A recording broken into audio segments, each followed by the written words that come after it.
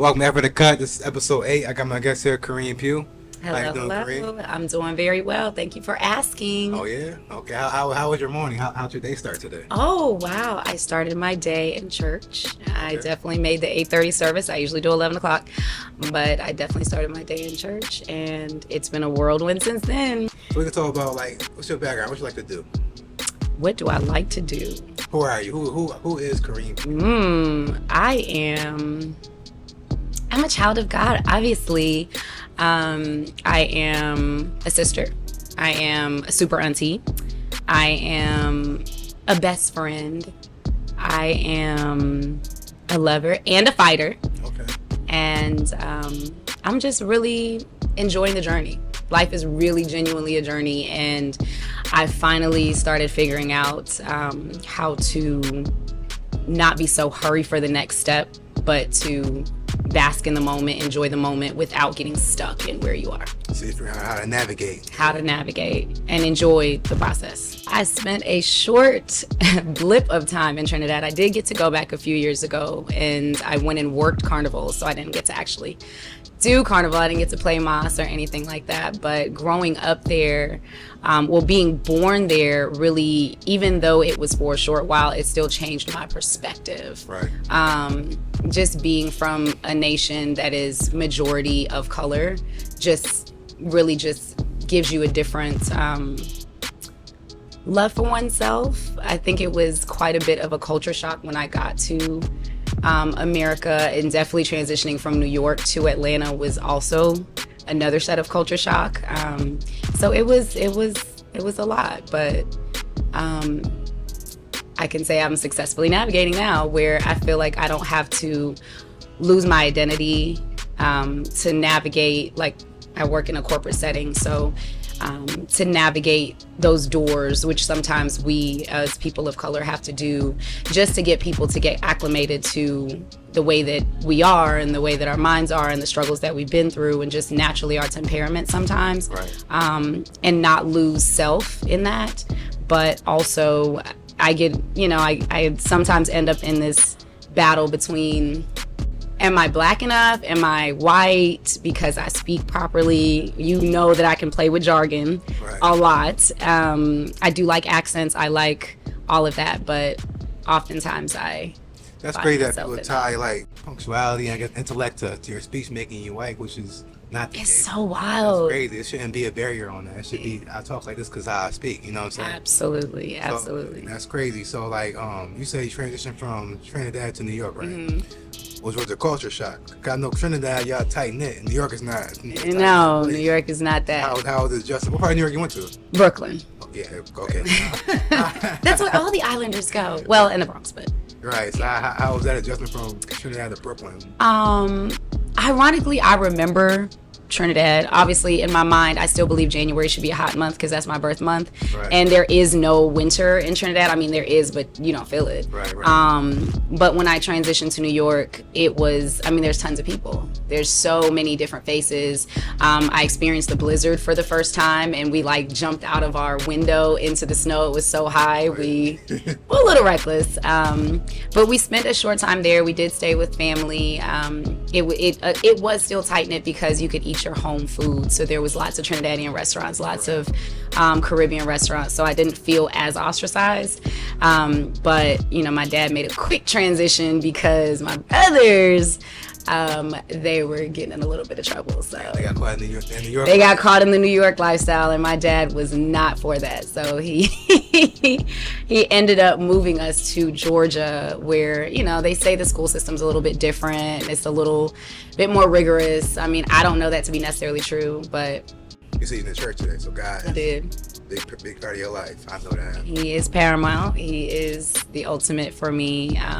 Definitely has become more and more and more of my focus these days versus some previous lives that have been lived. But I think genuinely having my dad be the priest of our household, that's scriptural, talk, but, or that's based on scripture, but he definitely was the priest of our household. So he introduced us to the story of Jesus Christ. He introduced us to, Holy Spirit. He introduced us to Father God. And as a child, it's nice to be acclimated with it, but I do believe there's a point where you as an adult person have to make you have an encounter with like the words coming off the page at some point. So that didn't happen initially. I was kind of a very I was a very headstrong child, but my dad really raised us to be that way. Hard-headed. Not even just hard-headed. These are negatively connotated words.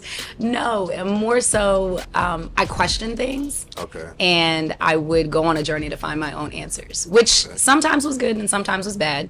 But it definitely made me who I am today, where I don't feel like people can really pull the wool over my eyes as readily. Not saying they don't, right, or they've tried, but that's helped me a lot. But yes, my faith is number one for me.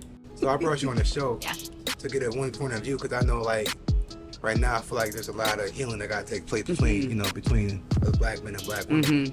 So as far as your end of that spectrum, like, how is healing taking place in your life, and how do you feel that women have to heal from their past? Ooh, honey, loaded. We'll start with women, because I have a soft spot for men. Right. My father has always been in my life, and I've had 4 brothers. I have no sisters. Right. So I actually struggle more with the female relationship and having female friends than I did having male friends, because I knew what it was to have Right, guys around me all the time. Right. But it also kind of changed my temperament, where maybe some of the softness that people associate with women was kind of not comfortable for me. So some of my healing specifically is learning how to, honestly, and most of this is scripturally based, but learning how to go backwards to what am I really supposed to be treated like, or how am I supposed to be treated by society? How am I supposed to treat myself? What are my expectations? I've never really struggled with identity per se. Like, I've always known that women are to be nurtured, women are to be protected. I've always grown with that understanding. But when it comes to maybe relational things where it's, a man and myself, not like outside of familial, right, it has been a journey, because especially in today's temperature, everything is about, he's got to pay the bills, she has to, take care of the house. And in my mind, I've worked to find a balance in that, right, because I'm innately very domestic, but I'm also like a very hard worker. And the reality is, you can do both, but you have to have a partner who's going to be able to do both. I don't really agree completely with the gender roles piece. I think it has everything to do with both the man and the woman's level of compassion for one another. Right, right. And the goal to me is a partnership, and in that partnership, it is to think together, which is something that my pastor says that I absolutely love. It is not to think the same, it is to think together. Right. So we can approach an issue, and it doesn't have to be, well, why don't you see it from my perspective? How can you not see it that way? I naturally am going to see it differently. You naturally are going to see it differently. And that's a beautiful thing if you decide that I'm going to glean from her perspective and he's going to glean from, we're going to glean from each other's perspective, then we can conquer anything. Right. Because we naturally were made with these differences. I just think that today's society, unfortunately, are looking at it as a negative. I think naturally people think women are weak. Like, it's synonymous. Like, the B word is a word that is synonymous with being weak or out of character or, lack of strength, or it's a negative derogatory word. Right. And mind you, nobody should be associated with it, but it's always associated with women, right? It means a female dog. Right. So that word is always so negative, and that's the view of women right now. Right. It's very much, I hate to say, disparaged. And it's crazy because, like, that narrative exists because of social media. Yeah. You know what I'm saying? Because, it's like, I mean, I ain't gonna say it exists, but it's more profound than social media. And the roles, I feel like it's not realistic in a sense. You know what I'm saying? So it's like, okay, I want you to be at home and cook and clean while I take care of all these bills, but the way society is and inflation and money, that's not realistic unless you're making a ton of money. You know what I'm saying? Right. So it's like that dynamic. I feel like that you said we got to think together, right? And also work together. So we need to be one, a union. You know what I'm saying? Right. That way, what I can handle, you can handle. If I can't see something from a point of view that you do see it from, you come to me with it, and we go work through this together instead of being always clashing. At odds, right? Like I feel like right now, like a lot of times it's like you hear people going back and forth about it, like, oh, a man should do this or a woman should do that, but it's never we should do this. Right. It's always me or you. It's never let's do this together. Right. You know what I'm saying? Right. And I think that's the problem that we have right now. You know what I'm saying? I gotta heal from my stuff. Ooh. And you gotta heal from your stuff. Wrap it back around to healing. You know honestly, yes, we are still dealing with the trauma from slavery in 2023 because the treatment in a lot of different areas is eerily similar. Right? Sometimes it's not Rodney King getting beat in the street, which sometimes it is. Right. But sometimes it's doors being intentionally held closed still. Right. In different places and you know, what have you. But I will say that I'm not a person who tries to focus on those things. I think it's important to be aware, but if you're going to fixate your mind on that, whatever you harp on is what you'll manifest. I'm aware of it, but I'm not going to give it the time and the energy to have it manifest all the time in my life. I will confront it when it comes to try to confront me. But even with that, the goal is to confront it with understanding and love. Right. And I think people think of love as, well, first of all, God is love for me. Right. So I know people will say a lot of different things about love, but God professed himself to be love first. Right. And there's so many layers to love, right? Love, there's justice in love. Right. There is protection in love. There is wisdom in love. And I think we want to just mask it under we're all holding hands when the reality is I don't understand you. I don't get why you think the way that you think or why you do the things that you do, and nobody's taking the time to try to figure out. All we know is I'm hurting. You're hurting me, and I'm going to in turn hurt you in any capacity. Right. But where is the understanding? Where is the conversation of where's this rooted? And I think most people aren't taking the time to sit with themselves and understand, where is this pain rooted? Right. Why am I having this emotional outburst? Why am I holding all of this anger? Why am I depressed? Right. And mind you, you know, these things come from, I had to reach back 21 years. You and I talked about it. Right. 21 years to a situation for healing in a certain area to come to fruition for me. And I'm so amazed at how the mind is set up where you can disassociate yourself completely from something and live your life and never think about it. It's not like you're trying to be deceptive. Your mind is protecting itself. But the truth is to heal something, you have to take the Band-Aid off. Right. You have to look at the wound. You have to see if it's infected. You have to see, is it spreading to different parts of the body? And if we're not going to take the time to do that, then we kind of have to sit it, like my brain kind of sat it down until I was able to get into a space, and I give God the glory for that, but until I'm able to get into a place where I can deal with the trauma, sometimes you have to just get by yourself. And I'm not going to take our men out because I do believe it's women and men that deal with this. Right. We're not taking the time to spend with ourselves before we get into a relationship, before we try to find a bestie, before we try to travel the world. Are you comfortable in your home, which is the body that you have? Wow, that's deep. Yeah. That's very, very deep. Like, for real. Because, like, we don't... And then, too, like, what you're saying, that trauma is there, so it's like... You sit there and think to yourself, once you do figure it out, how do you heal from it? You know what I'm saying? So you go to therapy, and people think therapy supposed to work like that. Man. Sometimes you're in therapy for years talking about the same thing over and over again. You think you got over it, but you really didn't. And then a lot of, you said earlier, like, we're hurting each other. It's not because you're doing it intentionally. All you know is that I'm hurt. So I can understand your pain because I'm hurting too, and I want you to understand my pain.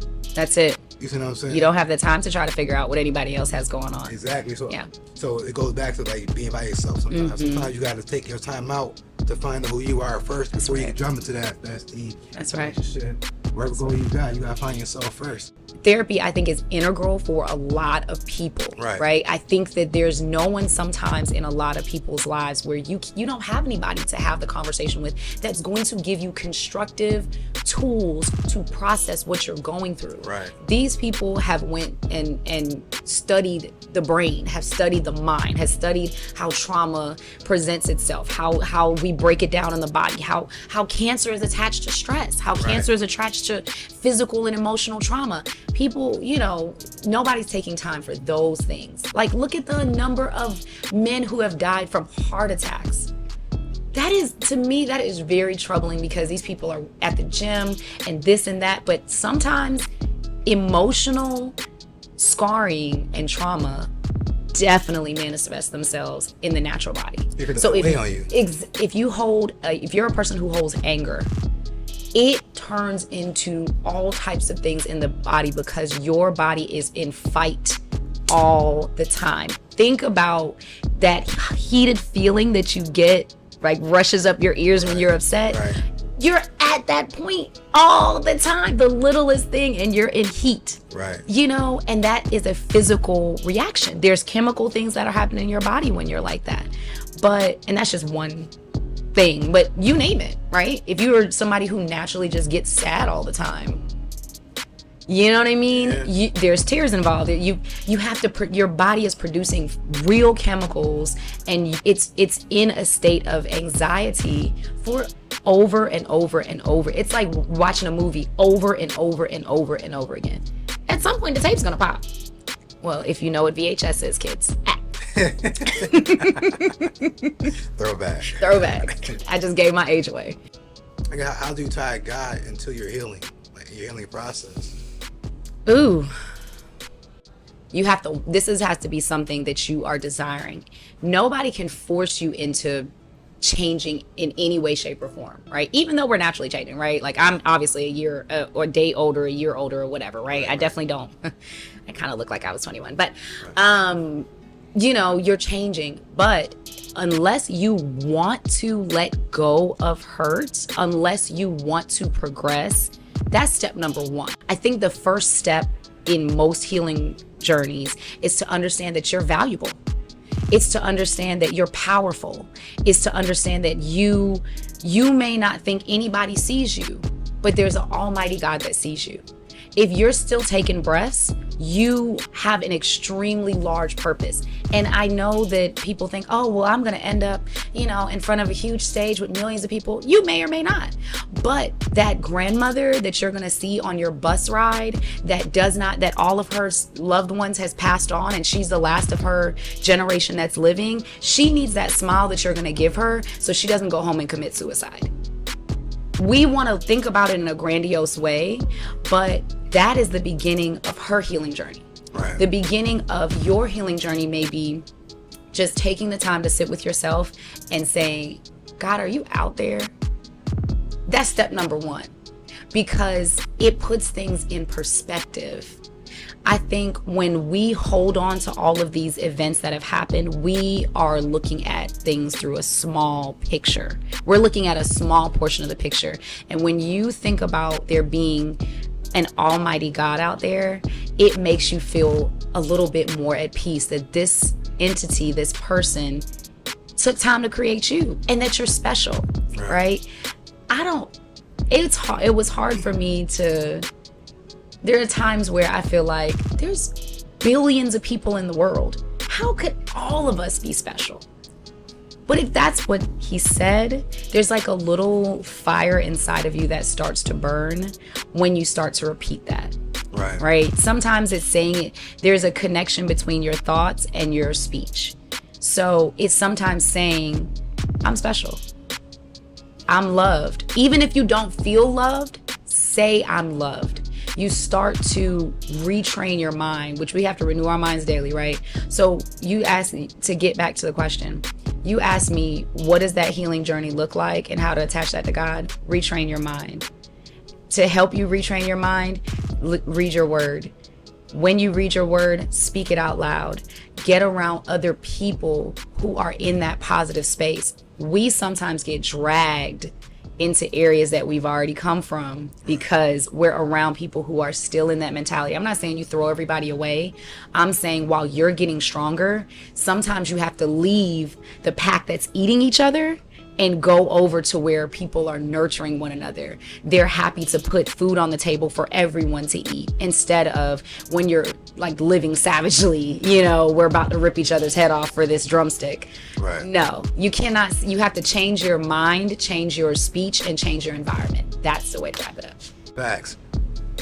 Absolutely. So now it comes down to like, okay, so we talk about healing as far as like, you know, tying God into it. So how does, like, we talk about relationships, right? Mm-hmm. So from one's point of view, how would you move on from a bad relationship?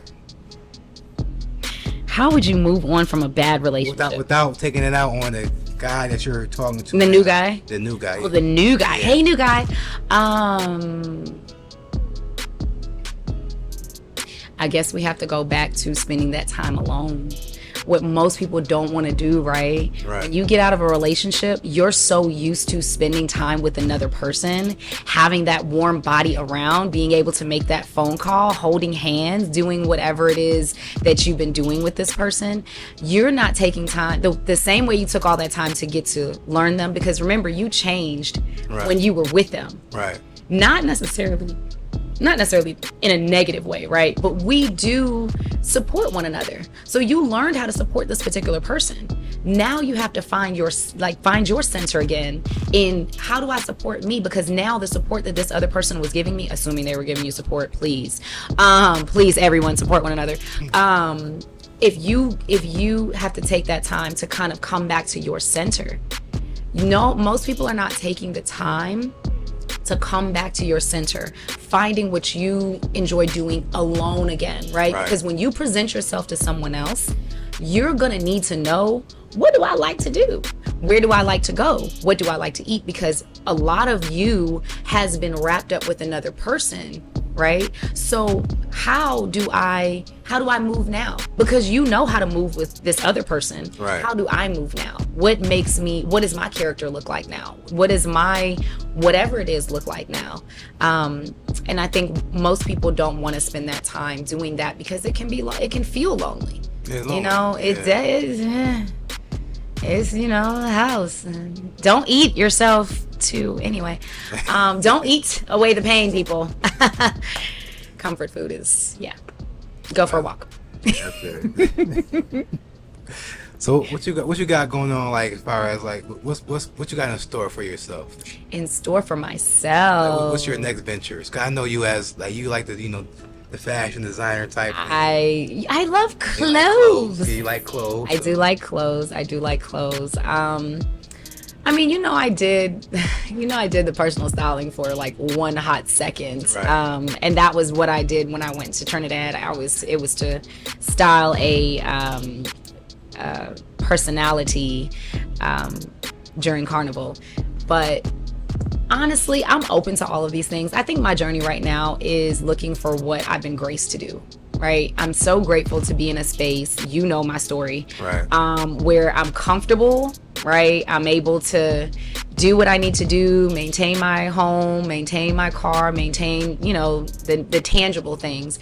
And I think now I'm just looking for, what did God really grace me to do while I'm here? You and I have spoken about, that I know healing is a portion of that, but I'm still understanding that there are so many different ways that people need to be whole and healed. There's physical, there's financial, there's emotional, there's spiritual. There's so many different things where we're affected because we're such layered individuals. Right. We're not just one dimensional. So there's lots of ways that unfortunately we can be damaged. People can speak things into our life and they manifest, and now you have to get that under control. So I'm looking for whatever it is that I've been really graced to do, or how he wants me to go about doing it. I do enjoy my current role. I'm working in a corporate space right now. It allows me to work from home whenever I want. I can go on campus when I want to, go on campus, and it's a worldwide known name, which is nice. And this is something I asked for, which, sometimes we ask for stuff and we're like, dang, did I ask for that? Right. And then it happened and you're like, oh, okay. And I love that, but I am definitely in a space where I want to be doing the most good in the time frame that I'm in. So I am looking, I do like training. I like teaching. I like, that is something I'm looking at for work. Just in case anybody from my job. Like teaching, like a teacher teaching?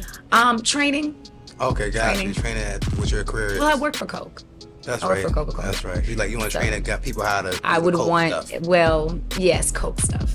But like the classic Coke. I mean, listen, I like a cherry Coke, but I really don't drink a lot of soda. But they own so many other things, right? They own Body Armor. They own all these. Classic Coke has some stuff in it. Listen, and they did, but that is common news that there was cocaine there. Anyway, it was for pain reasons. Anyway, right.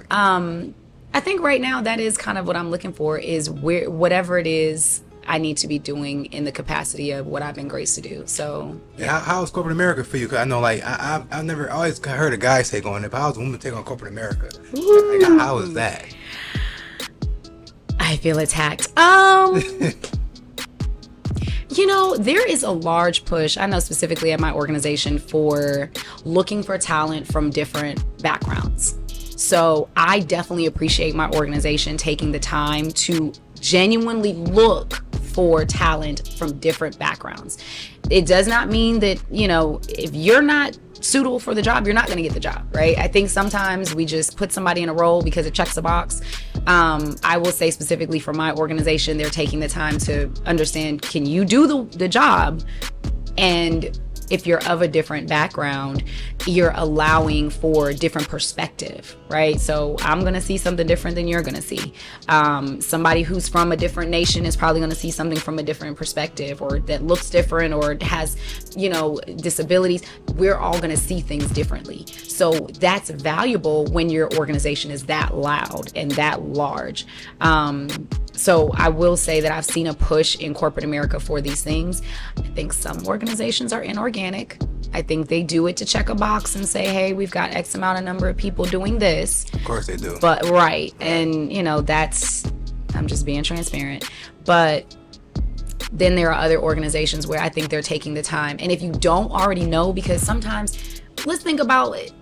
You never got the opportunity. You've been living at XYZ address where there are no opportunities for upward education. You had to get a job, like my dad. You had to get a job at a very young age to help support the home. You didn't get an opportunity to go to a higher education, right. Have any higher education. So I will say the organization will some of these larger organizations will also help you in that plight. So they'll help you get certified if it's something that you're passionate about. The biggest thing is, what are you passionate about? I'm finding new passions all the time. I thought, look, I haven't given up on styling, by the way, and I will style anybody that wants to be styled. It's not like I'm not doing it, but I love styling. But I'm also looking at what other things can I be of use. I think that's the biggest thing for me, is how can I be of service and be of service effectively, which means I'm coming back to, it's somewhere in my purpose somewhere. Why he put me here? Because I love to do certain things, you know, like styling. That's Corine Pugh, and we out.